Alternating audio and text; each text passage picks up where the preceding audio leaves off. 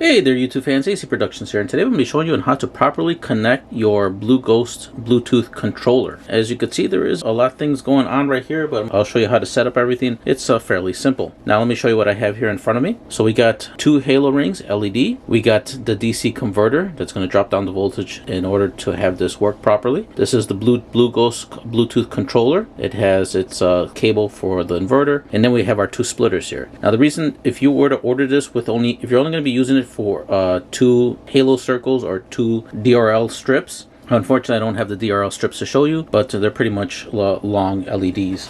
Here's just a sample of the strip that it could come with. So it'll be something like this, which I don't have. I mean, this is for a different LED kit. So, but if you were to order not the halos and have a strip, you could use the strips.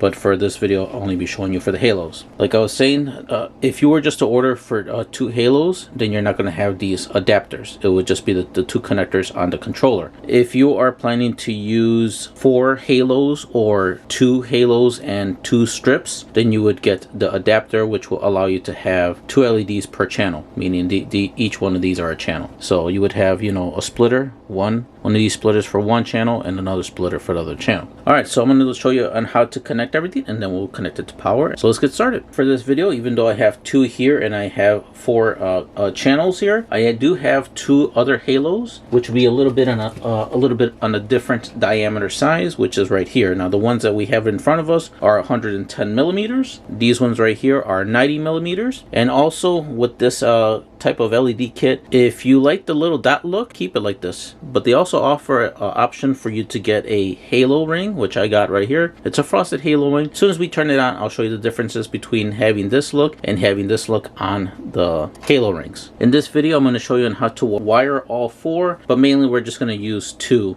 for the demonstration of the video on the options of lighting. All right, so let's get started on actually connecting it. So we're going to go ahead, and for one channel, we are going to wire one bigger halo with one smaller halo. We're going to get our splitter right here, and then we're just going to connect our, it doesn't matter on which one you connect to what. So just grab it and connect it. Just make sure that pretty much on the connector itself. All right, so there you go. As you can see, there is the connector. You're gonna see a little notch on the part from the halo ring. You're gonna see this little notch, and that's gonna correspond with this piece right here. Like I said, they only go in one way. You can't really put it in another way because it will not go in. So it's gonna go ahead, and sorry about the unfocusing, guys, but oh, there we go. Okay, so it's gonna go ahead and plug in one.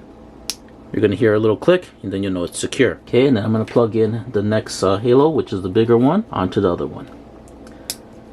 Alright, so you're going to make sure that you do this for both. If you did get a 4 halo setup, just make sure you do that for both connectors. Alright, so pretty much my halo rings are now connected. So there's 2 to 1, 2 to 1. Okay, so next we're going to connect our lead right here to the Bluetooth controller, which is right over here. And as if you see that there is only 2 leads coming out from the controller. It doesn't matter which you connect to. It's going to go ahead and connect that one to this side, and then connect this one to this side. Again, they only go in one direction. You cannot put it in a different direction because it will not fit. All right, so now that we have our Bluetooth controller connected with the leads, so the controller here connected to the lead that splits off to 2, and same thing on this side. Get this a little bit more neater for you guys so you guys can see it better. All right, so we got our 2 smaller ones in the inner section here, our 2 bigger ones in the outer. Okay, after that, now we're going to connect our Bluetooth control box to the power inverter or converter, and to do so, you're going to see it comes with this massive plug in the end of this, and then there's the massive plug on that one. Again, that only goes in one direction. All right, guys, so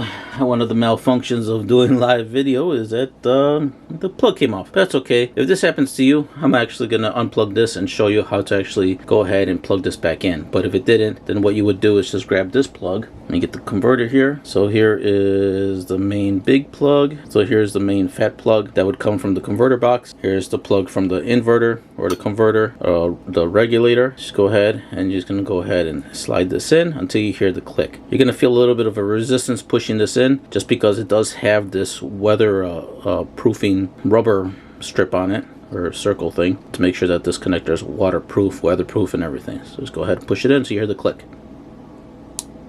Okay, so here you heard the click. Now it's properly secured and it's connected properly. If for whatever reason you ever needed to disconnect this, there's a little tab right here on the top. Just go ahead and press it down and then pull it apart.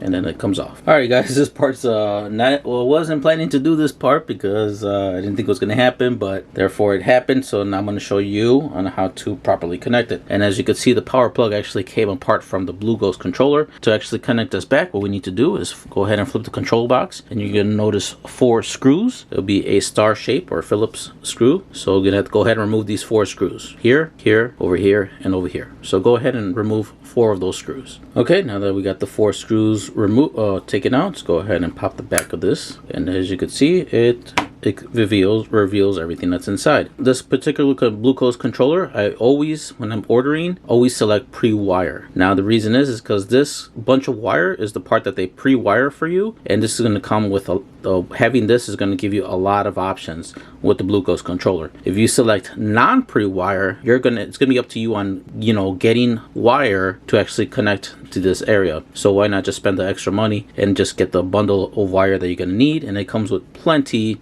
of length for the, you know, your connections and everything like that to install on your bike. So like I said, always get pre-wire. It's the better option. Charges a little bit extra, but that's okay. You get a good amount of wire, plus they put everything in the right spots and wire it for you, compared to not having it wired at all. All right, so next we're gonna actually connect our cable, since it came loose and just came off, which is our positive and negative cable. Now I'm gonna see if I could zoom in as best as I can on this control box so you guys could see on where we're gonna be plugging our lead right here into the box. So let me go ahead and zoom in. Alright guys, hopefully you guys can see this, and I'm doing a good job on getting some lighting onto this section. Alright, so we're going to be connecting those cables are going to be over here. If you see, we're going to be connecting it to the plus 5 volt and ground. And you're going to need a very small screwdriver. I have a little small hobby screwdriver, and the small screwdriver is going to go into the slot. I'm going to go ahead and loosen this, and pretty much these 2 top ones. So loosen up the top one, and then loosen up the one directly at the bottom of it, which is going to be the ground. So I'm going to go ahead and loosen these 2, and then once you do that, we're going to go ahead and we're going to slide our cable through here. Okay, so now that I loosen up those 2 screws, let's go ahead, grab our cable right here. And like I said, the top one is going to be positive, and the one right underneath it is going to be negative.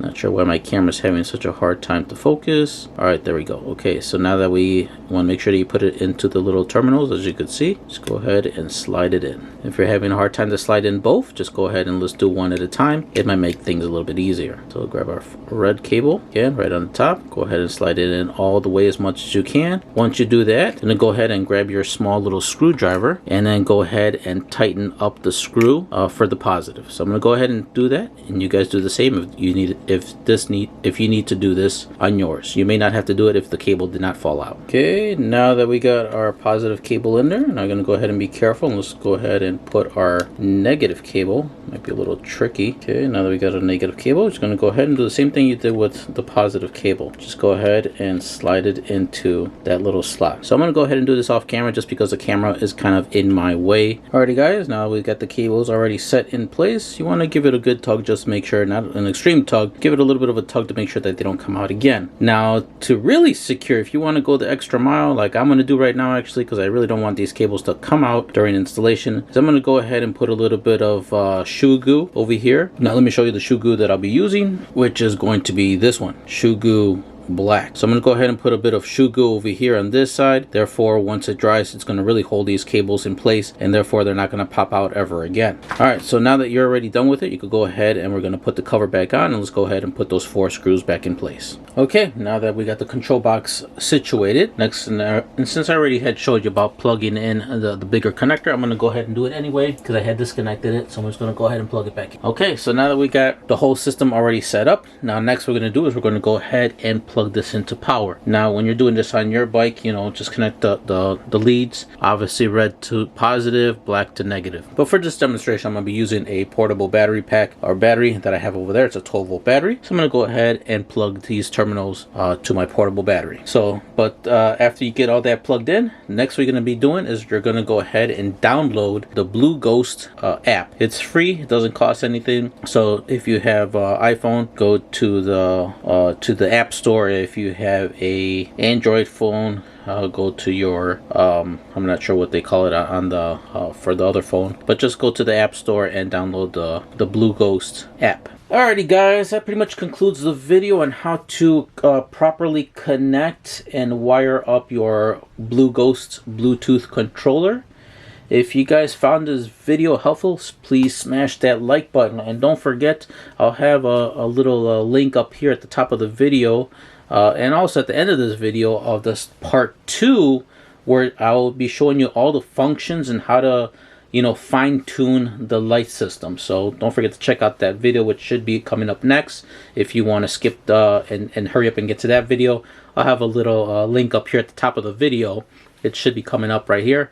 And just go ahead and click on that link, and that'll take you straight to the next video on how I show you on how to fine-tune the lights and all the functions and everything of this light kit.